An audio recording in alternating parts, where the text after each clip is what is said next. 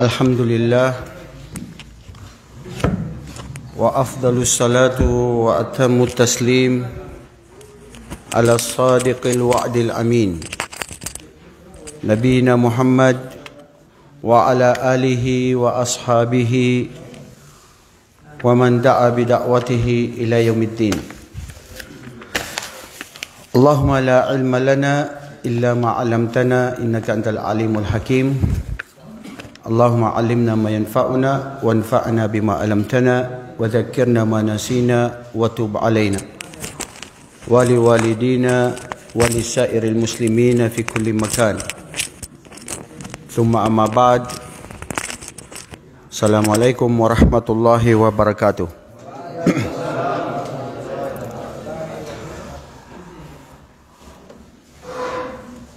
وقد درسنا في أسبوع الماضي ما يتعلق عن العقيدة.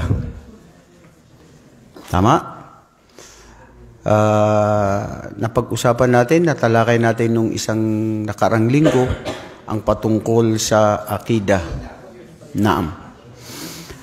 At naintindihan natin o natutunan natin ang tungkol sa aqidah na ito yung pamantayan, ito yung paninindigan, ito yung asas. Ano ba yung asas? Pundasyon ng Islam, pundasyon ng ating ugnayan sa Allah. Kaya ganito na lamang siya kahalaga ang pag-aaral natin sa aqidah. At nakuha din natin ang tungkol sa mga ibig sabihin niya sa lingwahe. Tama? May makakaalala sa inyo? May yadhkuruna madha qulna fi usbu'il madhi al-aqida lughatan. Anong ibig sabihin niya? Literal word na kahulugan. Marami tayong nilagay doon. Sinulat natin. Buti natanggal yung isinulat natin, ha?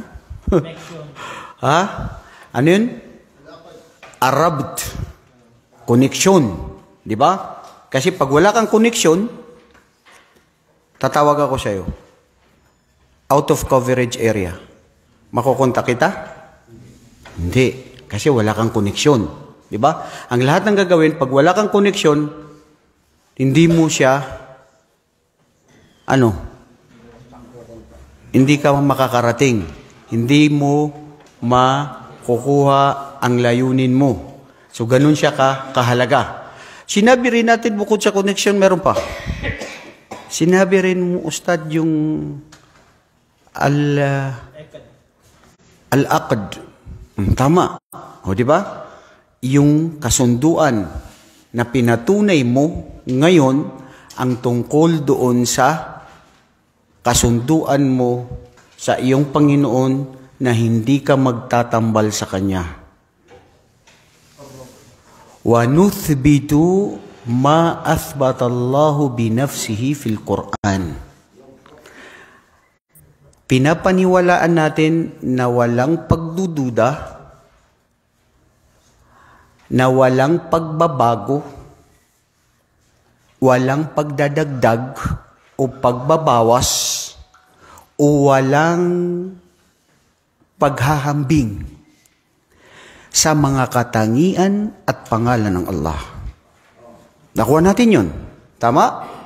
Luzon, Visayas at Mindanao. Hoy, naunsya mo, uuwi lang itong si Juan, Yusuf, malungkot na kayo. Ganyan ang buhay.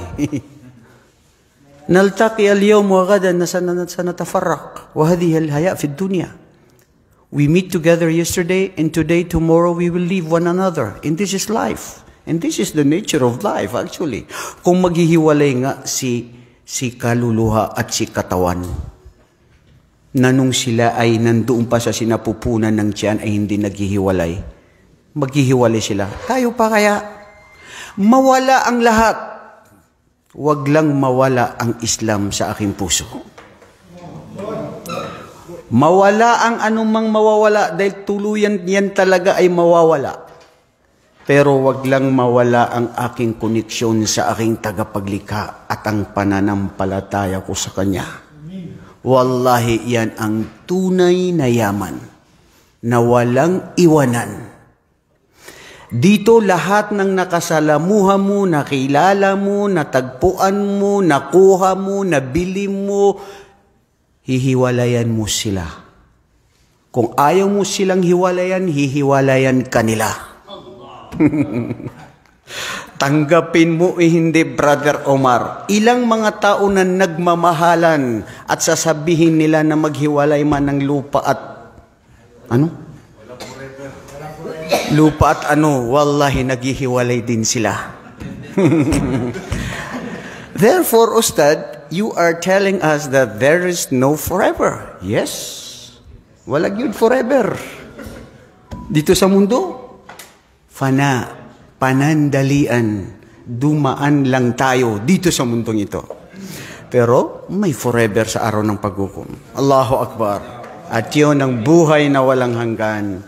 Kaya mga kapatid, ang panatilihin natin ang ating pananampalataya na wag mawala. Talian natin. Ang akida, ano ibig sabihin niya? Al-habl. Al-habl, ish ma'na. Yung tali.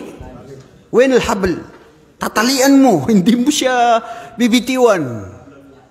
Wal-ihkam, pagpapatunay, wath-thubut, ito yung mga dalil na kayang tanggapin ng logic, ng ating pag-iisip.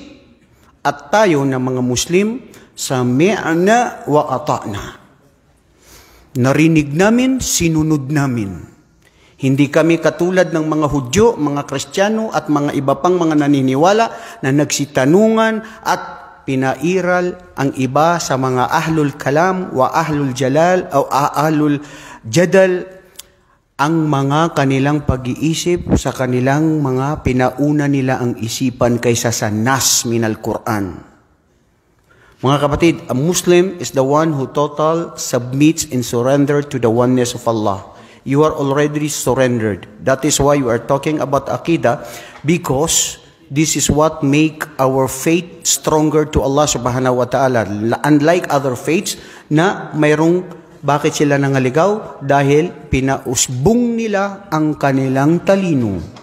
Ang Islam hindi. Mauuna ang Quran at ang Hadith. Kung ano yun, tawqifiyya, pinaniwalaan na natin, silence, without any further question, without further elaboration, explanations, because this is our faith. Diba bro? Total surrender. Yun na yun. Nabanggit mo din, Ustad, na ang akida, mayroon siyang khasais.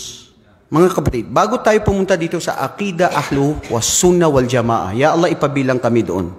Aqida ng Ahlu Sunnah wal Jamaah, ito yung mga pananampalataya at paninindigan ng mga Ahlu Salaf.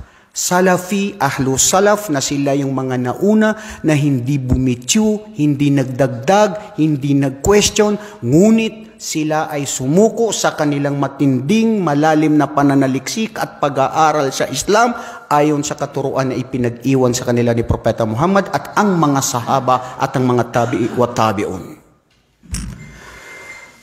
Bago tayo pumunta sa akida ng Ahlus Sunnah wal Jamaah, nakita natin na pag-usapan natin ng akida ay may itong tatlong khasais.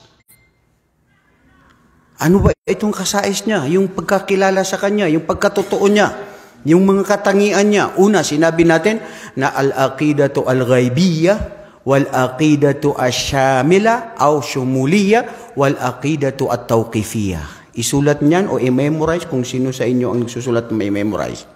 Aqida al-ghaibiyya, ang paniniwala at paninindigan natin sa mga bagay na hindi pa natin nakikita.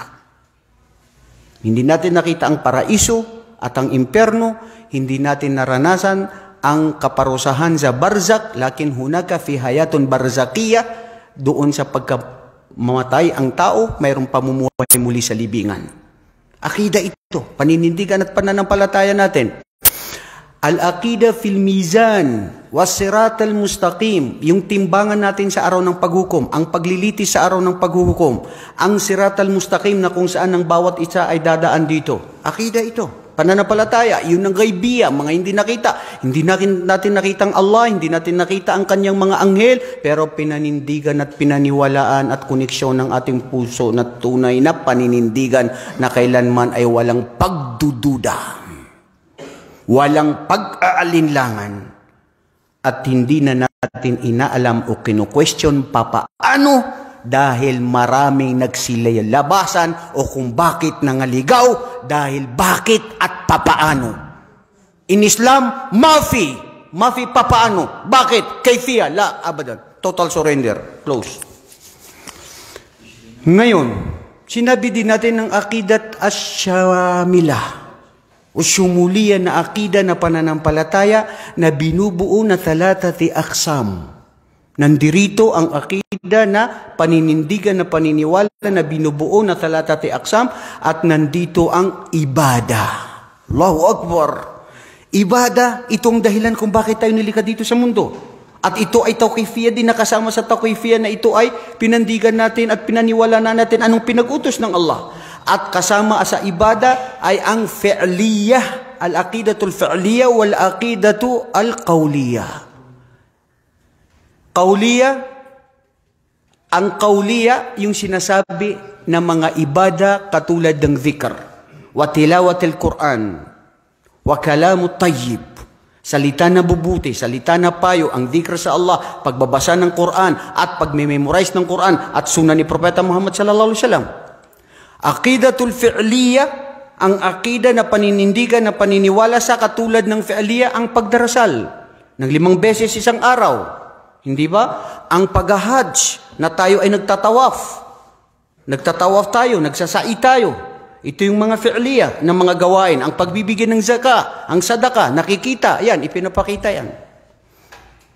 At lahat ng mabuting gawain na batid natin, na pag-aralan natin, Islam, al-ibada, ismun jami li kulli ma yuhibbullahu wa yardahu min qawlin wa amal, zahiran wa batina.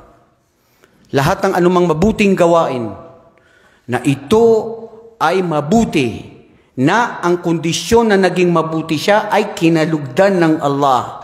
Kasi may mga mabuting gawain na talagang hindi kalulugdan ng Allah. Maski sa tingin mo, pananaw mo na mabuti at maganda, pero hindi tatanggapin ng Allah. Bakit? Kasi una, wala sa turo ni Propeta Muhammad sallallahu alaihi wasallam. We follow, we obey, and we worship Allah in accordance only to the teachings of the Prophet Muhammad sallallahu alaihi wasallam.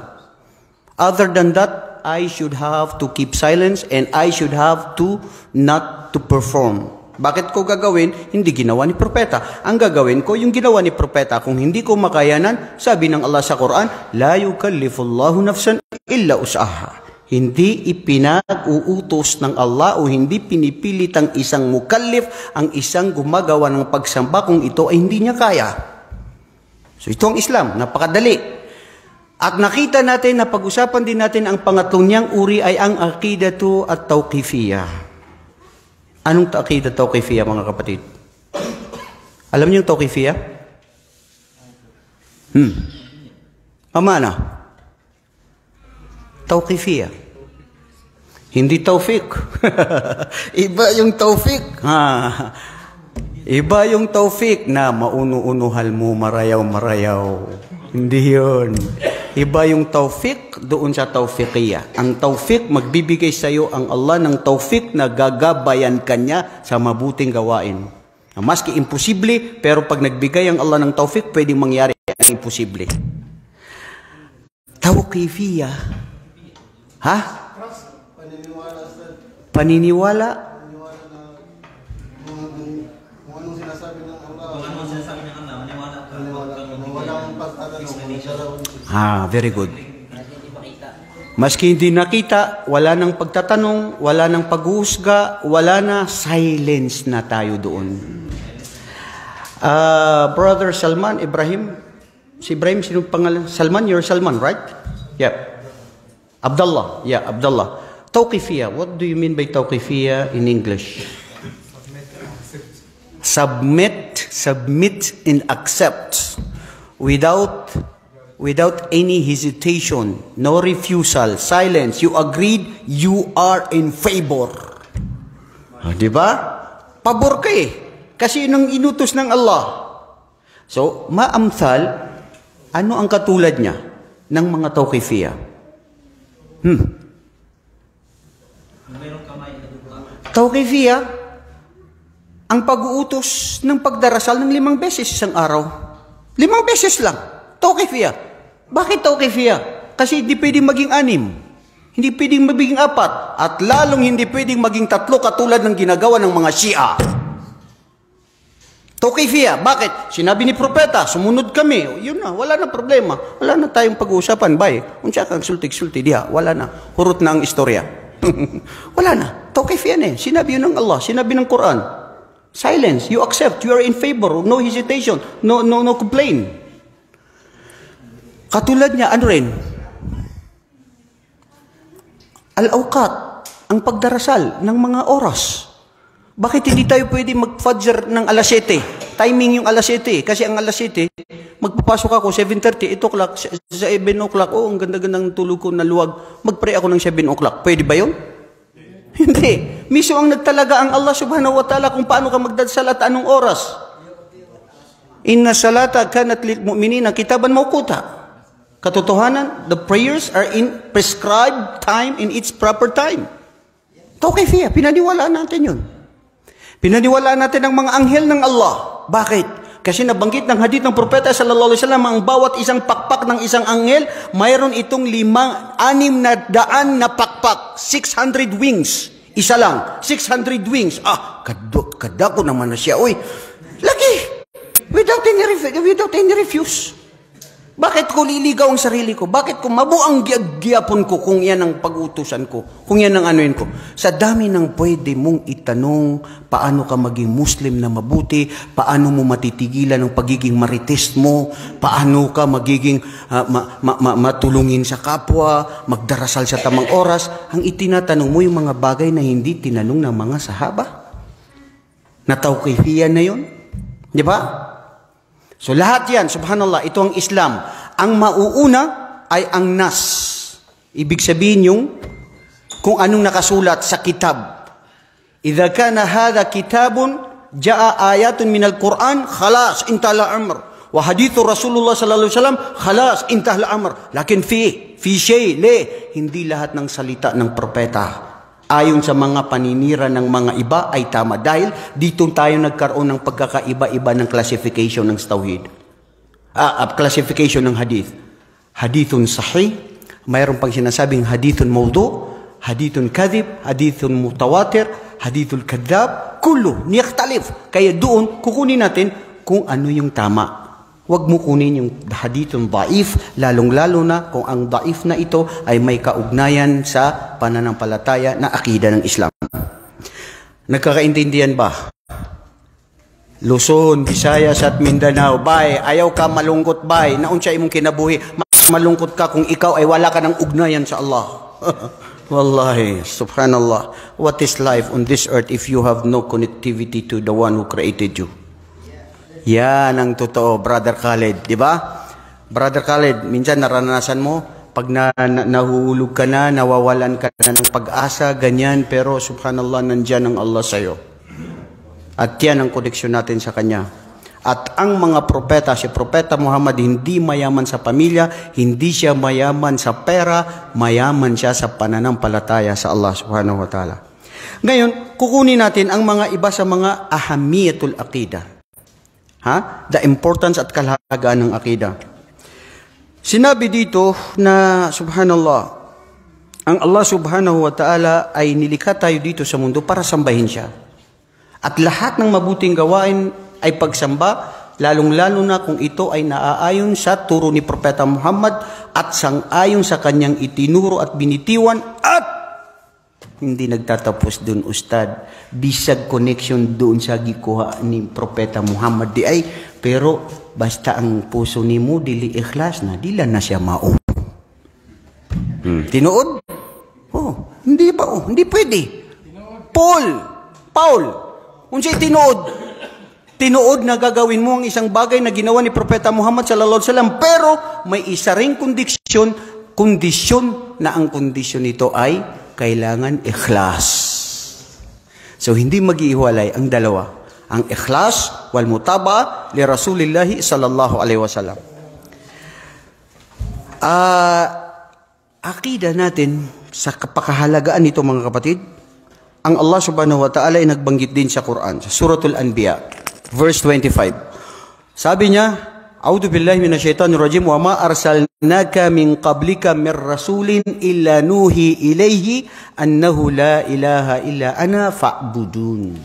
Sambahin ako. Sabi ng Allah, O Muhammad, wala kaming ipinadala na propeta na nauna sa iyo at ikaw, maliban na lamang na ang lahat ng mga propetang ito, kami ay nagbigay sa kanila ng mga wahi.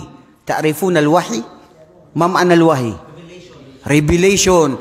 Na ang revelasyon namin sa kanila sa mga wahing ito ay, sambahin ng Allah.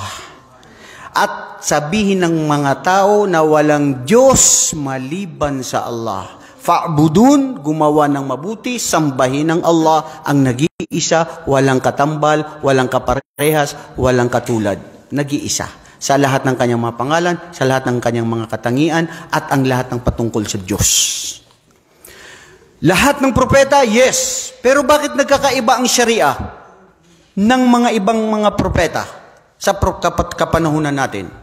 Batin nyo ba sa mga naunang mga kasaysayan ng mga propeta, pwede mong pakasalan ang ipag mo na dalawa sila na magduwaya sila ng asawa mo? Sa panahon nila. Sa ngayon, hindi. Bawal. Iba rin ang uri ng pag-aayon. Ang batas, sabi ng Allah sa Quran, likullin ja'alna minhum shir'ataw wa minhaja. Ang lahat ng bawat pamayanan, mayroon kaming itinalaga na mga sistema na panuntunan na Sharia na naaayon sa kanilang batas, kultura at tradisyon at lugar at panahon. Iba ang panahon noon sa panahon natin ngayon. Ngayon, iba na ang fashion. Iba na ngayon, uso. Ano yung uso? Yun na.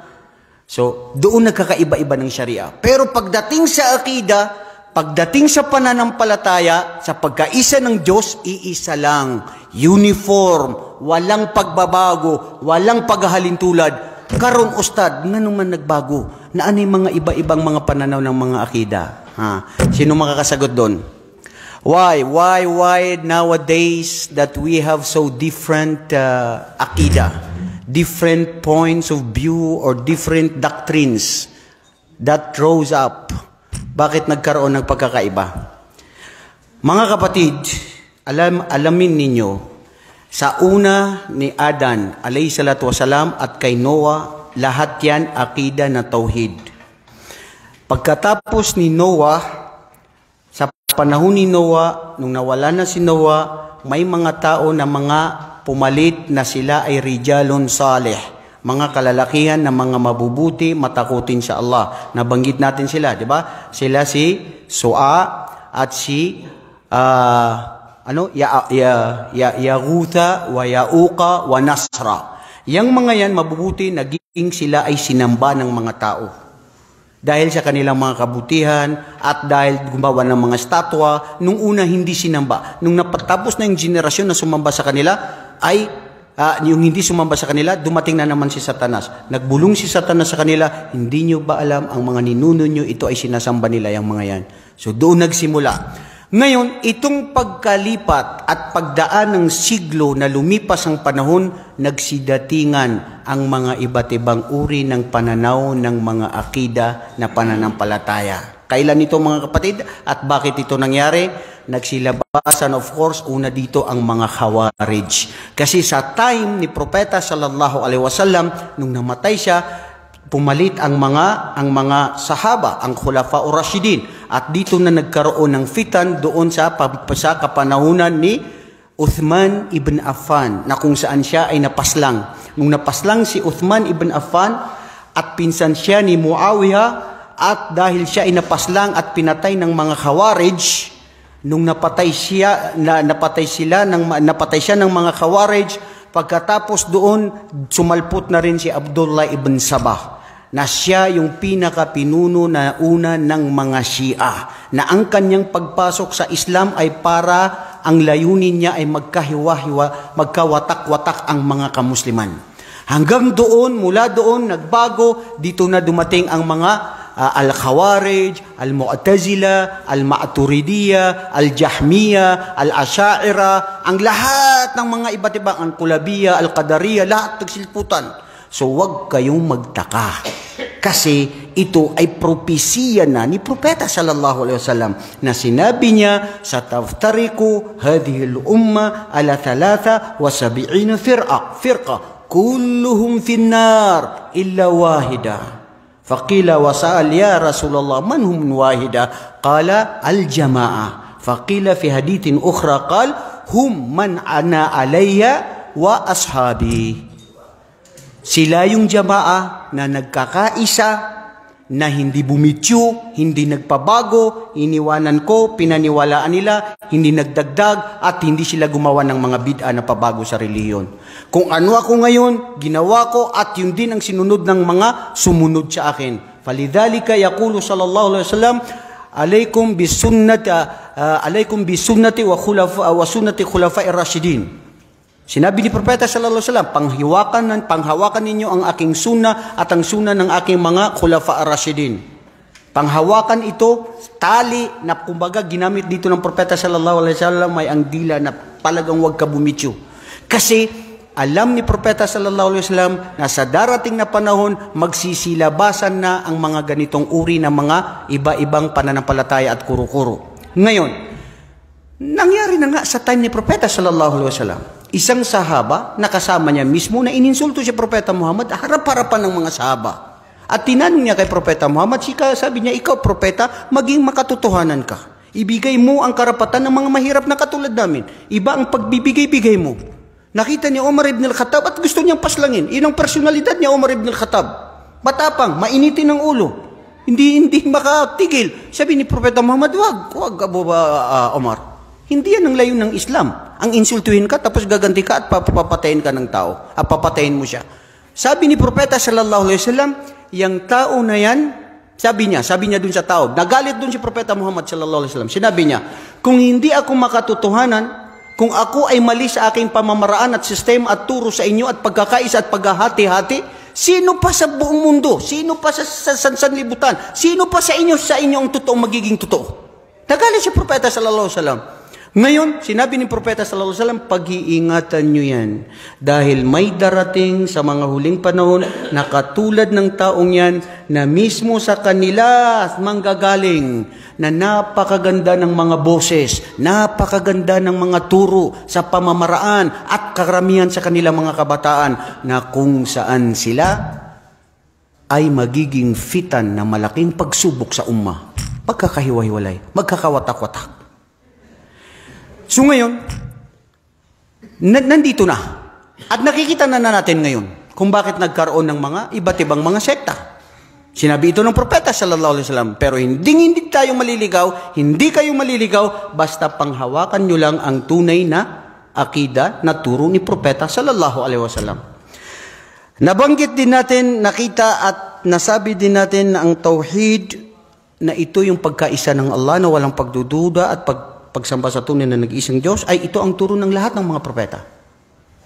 All of the prophets of Allah, they were sent to humanity only to worship Allah alone and to convey the message of Allah subhanahu wa ta'ala. And all of them, they were uniform. They were uniform in one message, and this is to worship Allah alone. At isipin nyo sa mga nauna na yun, pati yung sinasabi natin na pagkakaiba-iba ngayon ng mga pananaw. Sa time ni Propeta sallallahu alaihi wasallam, hindi naglabasan yan.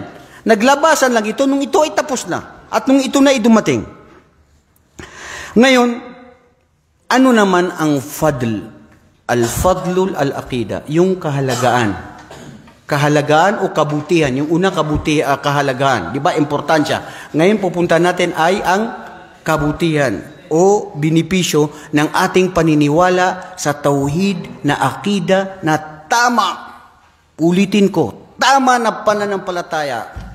Mga kapatid, marahil siguro, I think opportunity na rin to na para sabihin natin, lalo na sa ating mga taga-subaybay, na ang mga panta sinabi nila kung pwede wag nang malaking usapin ang patungkol dito sa akida o ang mga firak dahil ang karamihan sa mga tao ay awam. Karamihan sa kanila ay walang gaanong kaalaman sa Islam.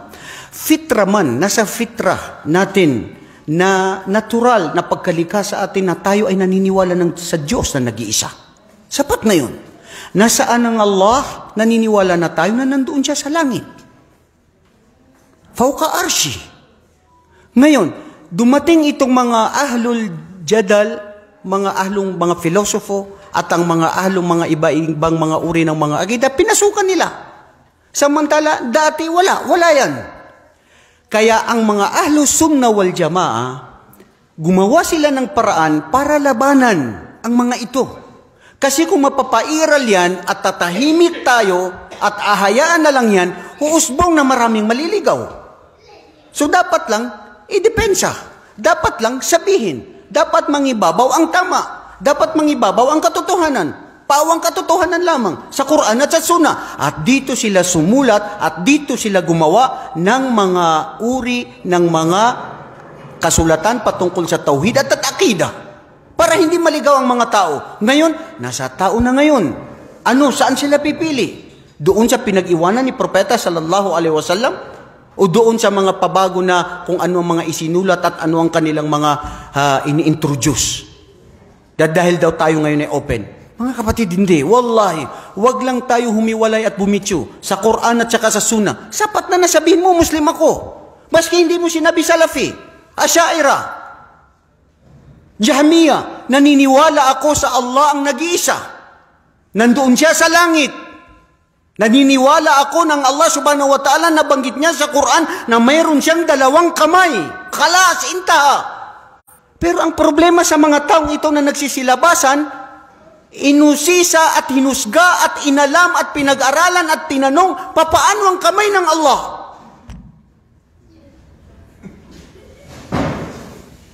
وَقَالَتِ الْيَهُودُ يَدُ اللَّهِ مَغْلُولَةٌ غُلَّتْ أَيْدِيهِمْ وَلُئِنُوا بَلْ يَدَاهُ مَبْسُوطَتَانِ يَبْسُطُ مَن يَشَاءُ يُنْفِقُ كَيْفَ يَشَاءُ. Kinasuklaman ng Allah ang mga Hudyo na nagsabi na ang kamay ng Allah ay hindi nagbibigay, kuripot, nagpapahirap. Sabi ng Allah, kinasuklaman ang mga yan. Ang mga Hudyo nagbibigay ng paratang, maling paratang sa kanilang Panginoon. Wallahi, sabi ng Allah, bal yadahu mabsutatani, ang kamay ng Allah na 2, nagbibigay sa sinong naisin na bigyan niya. Wala, pumasok. Ano yung kamay? Katulad ng sabi ng Allah na, Ar-Rahmanu alal arsi istawa. Ang Allah, ang mahabagin, lamma khalaqa samawati wal arda fi 6 ayyam wa khalaqa hada wa khalaqa hadil asya, nung matapos na malikha ang lahat, ang mga ito na nakikita natin, nagmaitaas. Umaitaas siya doon saan? Sa kanyang arsh. Alam mo, ito ang problema eh. Bakit siya nag-imaitaas? Paano siya nagmaitaas? Ano pagpapaitaas? A'udhu billah. Alam mo sa tawag sa Maranao na piyaka luwi-luwi sa mudul. Uba kaming sa mudul ka, apatiro na kaaso Allah na an inut sa kanyang punik sa puro. Tunay kaya panikyan. Anong sabi dito ni Imam Malik? Istawa bimana irtafa'a. Ghayru majhul. Bimana ma'lum. Alam natin anong pagpapaitaas. Nature. Uy, nagmaitaas si Ustad. Pumunta si Ustad doon. Umakyat. Ano ako? Umakyat, lumipad, o anong sinakyan ko? Ganun na yun. Nature. Tama, nandun. Pero, do na cave. Sabi ni Imam Malik, do na cave. Huwag ninyong itanong papaano. Kasi ilmul ghaib, hindi natin alam. Walang nakakita, walang nakasaksi. Bakit ikaw, marites, na pinasukan mo ang mga bagay na walang proof na may kikita mo na ipakikita mo? Dadalil. Kaya ang sinasabi dito, bila cave, huwag mong panghimasukan. Papaano? Yaliku bi jalalihi. Samrano na dumaday tabusi iku Allah. Ada sa kuto ayan. Isa-isa sa kanyan. Dumaday sa kaya pangimpuruan yan. Nag-iisang Allah. Paano? Kung paano siya nagakyat? Ganon. Hindi yan itinanong ng mga sahaba. Hindi yan itinanong ng mga anumang mga tao na tunay na nanghawak sa sunan ni Propeta sallallahu alaihi wasallam. Wal imanu bihi wajib. Ang pananampalataya at paninindigan mo na mismo ang Allah na sinabi niya sa Quran na nagmaitaas siya doon sa kanyang trono sa kalangitan, paniwalaan. Was-su'alu anhu bid'ah. Ang pagtatanong patungkol dito, bid'ah. Pabago sa reliyon, pwedeng maligaw ang tao. Bakit? Papasok tayo sa tawqifiyah. Ano ba yung tawqifiyah? Mamana tawqifiyah? Ha? Silence. Ayaw na ka magreklamo bay. Naun sa imong kinabuhi. Papasukan mo pa ang mga bagay na yan? Siya ang Allah. Laysa kamithlihi shay. Wa huwa as-sami'ul basir. Wala siyang katulad. Allahu Akbar. Nabanggit sa Quran. Nabanggit sa mga hadith ni Propeta sallallahu alaihi wasallam. Sami', nakakarinig. Al-basir, nakakakita. Nabanggit din sa hadith ng Propeta sallallahu alaihi wasallam, hadithun sahih na meron siyang kamay, meron siyang mga daliri, na ang puso ng tao ay nandoon sa daliri ng Allah, na ang ibig sabihin ng pagkasabi dito at sabi ng mga pantas, kung papaano ang Allah ang bahala kung ang taong ito, ang mga puso ng kanyang mga nilalang ay ito ay ililigaw o pananatilihin. Wallahi mga kapatid, ittaqu rabbakum, katakutan ninyo ang Allah subhanahu wa ta'ala na manghusga sa kahit sino. Diretsuhin na natin, alhamdulillah, ang mga Asy'ariyya, sila sabi ng mga pantas, hum min ahlus sunnah wal jamaah. Akrabu min ahli sunnah wal jamaah. Sila ang isang mga grupo na firqa na malapit sa sunnah wal jamaah. Wa yantasibun ila rajul Abu Hasan al-Asy'ari. Sila ay kinuha nila at hinangon nila ang kanilang paninindigan kay Abu Hasan al-Asy'ari. Na si Abu Hasan al-Asy'ari, dati siya ay Mu'tazila. Doon siya lumaki, doon sa stepfather niya na siya ang pinakapinuno ng mga Mu'tazila.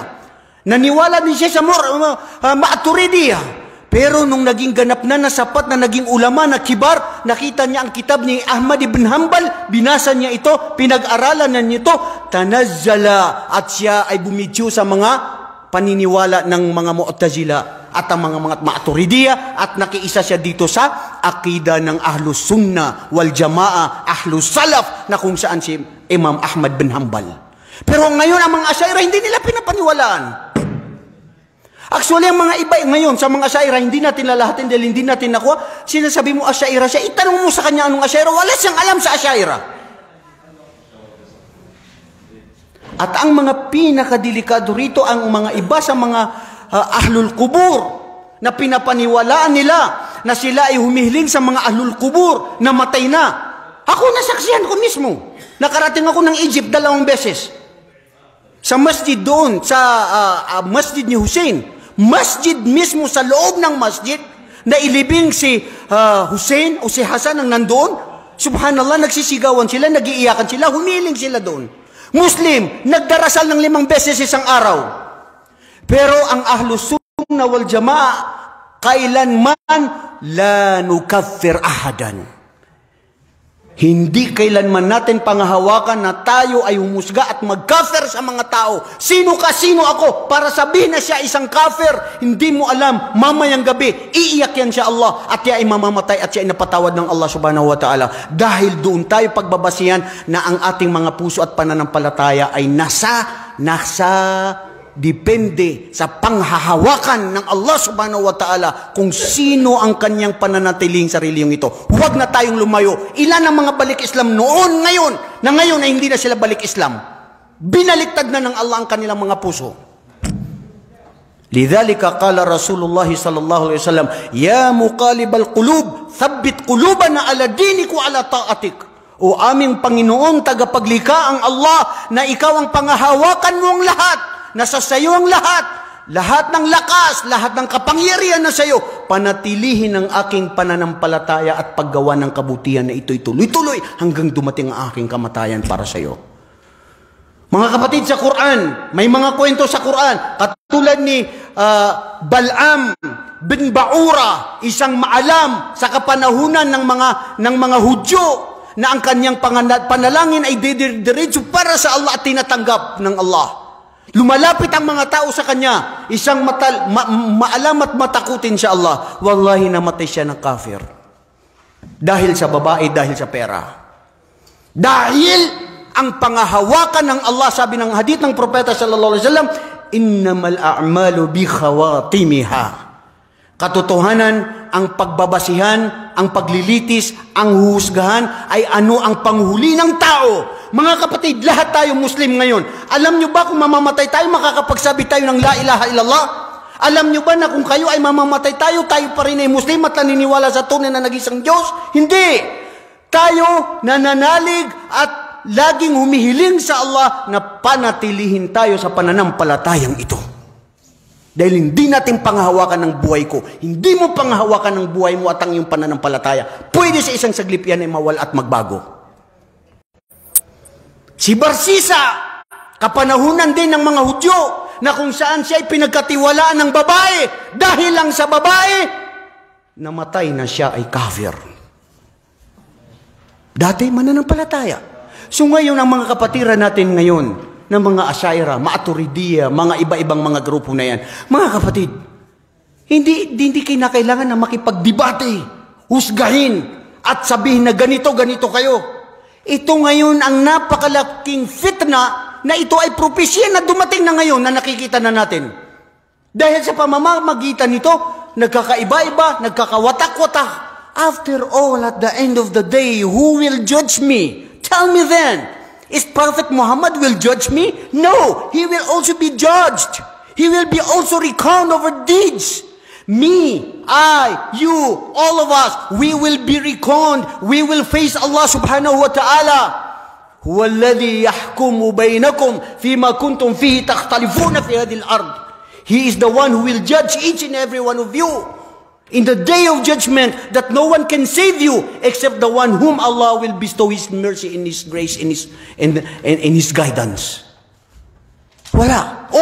Ang Hudyo, mga Kristiyano, mga sumasamba sa mga nilalang ng mga ibang mga tao, mga rebulto, kafir sila. Maliwanag yan. Sinabi ng Quran. Pero ang tao na pumupunta sa masjid, nagdarasal ng 5 beses isang araw, umiiyak sa Allah, napakabuti sa tao, sasabihin mo na kafir? Ito kasi ang nagpapahiwa-watak sa atin. Nagkakaiba-iba tayo ng kuro-kuro. Nangyari na ito sa panahon ni Propeta sallallahu alaihi wasallam. Anong nangyari sa kanya? Ba'da ghazwat fi Tabuk o ahadul ghazwa, falamma intaha, qala Rasulullah sallallahu alaihi wasallam, hada hadithun tajidu fil Bukhari, makikita ito sa Bukhari. Nasabi ni Abdullah ibn Umar, فقال رسول الله صلى الله عليه وسلم لا يصلين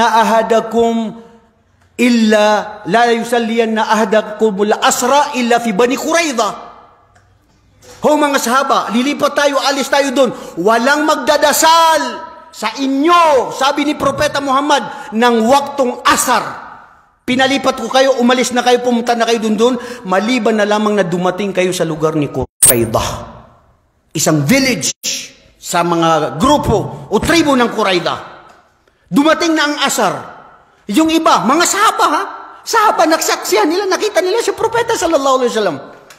Yung iba, dumating ang waktul asar, nagpray. Sabi ng mga iba sa kanila, hey bro, kumbaga sa panahon natin ngayon, bro, ano ba? Di ba sinabi ng propeta, alaysa makala lakum Rasul sallallahu alaihi wasallam la yusalliyanna ahadakum illa fi Bani Quraidah? Walang pagdarasal ng asar, doon tayo magdasal sa Bani Quraidah. Sabi ng mga hindi, oras na ni, wakto na ito ng asar eh. Propeta siya, oo, pero ito pag-uutos ng Allah. Pag-uutos ng Allah na pag dumating ang oras, magdasal ka. Gumamit sila ng ijtihad.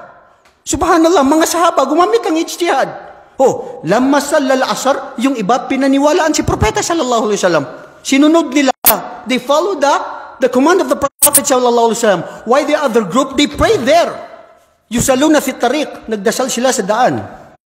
Falamma alima Rasul sallallahu alaihi wasallam, natuklasan ni propeta, ibinanggit sa kanya, usugo ng Allah, yung sinabihan mo na walang mag-pray, yung iba nag-pray doon, hindi kanila sinunod. Nagalit ba si propeta sallallahu alaihi wasallam sa kanila? Hindi. Allahu Akbar. Tama sila at tama din kayo. Ang mga dito ng mga pantas ay magbilis kayo sa inyong pagpunta. Para hindi kayo gabihin, para walang mangyari sa inyo. Nagpabilis. Pero hindi sinabi doon na launahi, na ibig sabihin bawal, haram, na magdasal ng asar. Tingnan mo ang ijtihad na paggamit nila. Si Umar ibn al-Khattab radiyallahu anhu, sa kapanahunan niya, dumating sa kanyang isang lalaki, sinabi niya, usugo ng Allah, ano ang hukom dito sa ganito? Sabi niya, punta ka kay Abu Ja'far, o punta ka kay Ali ibn Abi Talib. Sa time na yun, o si Muawiyah, sa isa ibang mga sahaba. Pumunta siya, ano po ang hatol niyo dito? Sabi, bakit? Sabi niya kasi sinabi ni Umar ibn al-Khattab ako ay magsusumamo sa inyo. Naghatol sila. Naghatol sino? Si Ali ibn Abi Talib o si Ja'far. Nung paghatol nila doon, ilang panahon nakita si Umar at saka yung taong yun. O anong hinatol sa iyo ni Ali? Doon sa sinabi ko, ito pong hinatol nila, silang dalawa. Sabi ni Umar ibn al-Khattab, ngumiti.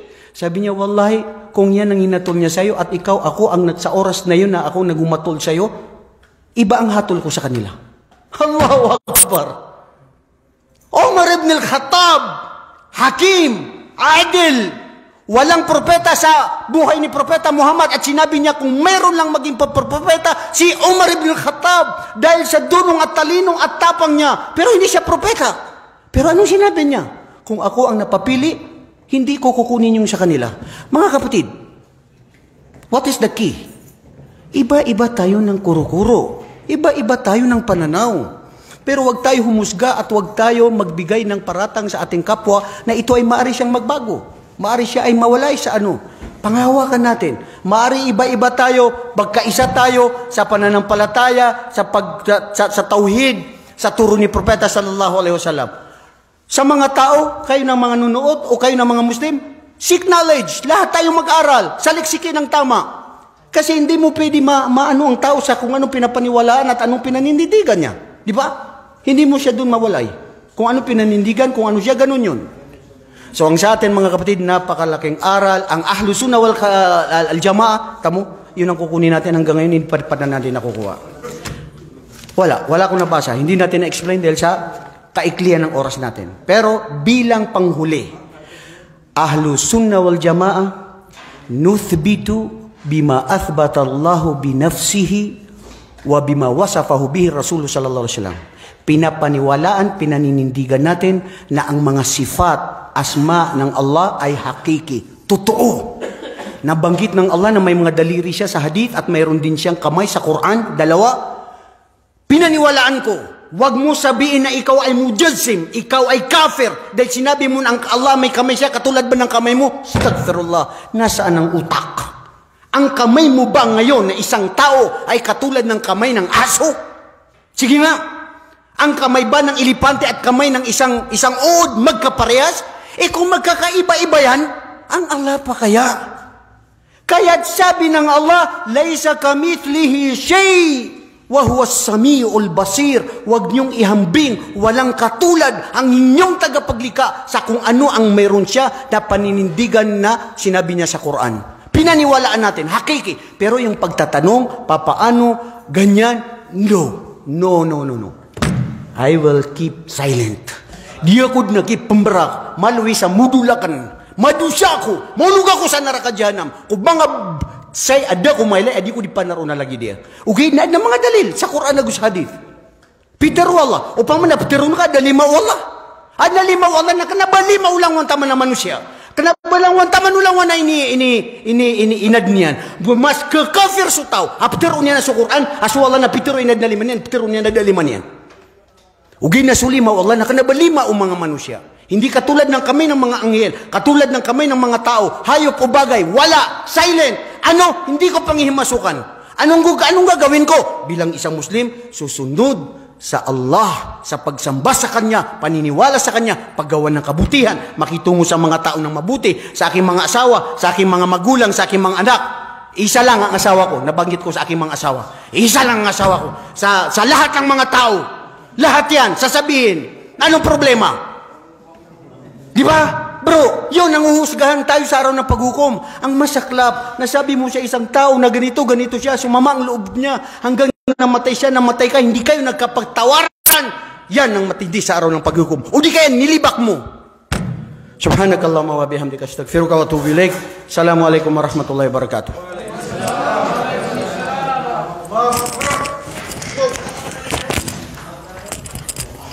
Yusuf, alis ka.